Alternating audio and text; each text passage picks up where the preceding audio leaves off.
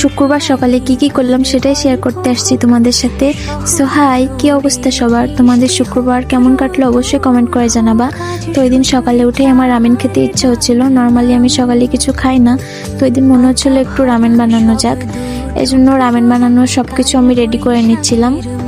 খুব অল্প উপকরণ দিয়ে রামেন বানিয়ে ফেলা যায়।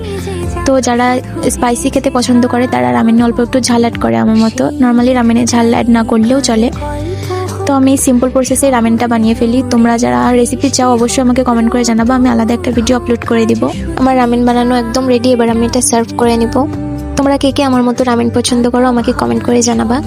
তো আমি এখানে সুন্দর করে রামেনটা সার্ভ করে নিচ্ছি। তারপর আমি টিভি দেখতে দেখতে আমার খাওয়াটা শেষ করে নিই। তারপর আমি গোসল করে নিই। তো এমন সিম্পলভাবেই আমার শুক্রবারের সকালটা কেটেছে। তো আমার ভিডিওসগুলো ভালো লাগলে অবশ্যই আমার পেজে একটা ফলো দিবা, আর লাইক কমেন্ট শেয়ার করতে ভুলবা না। চলে আসবো নতুন কোনো ব্লগ নিয়ে। সবাই ভালো থাকবা। আল্লাহ হাফেজ।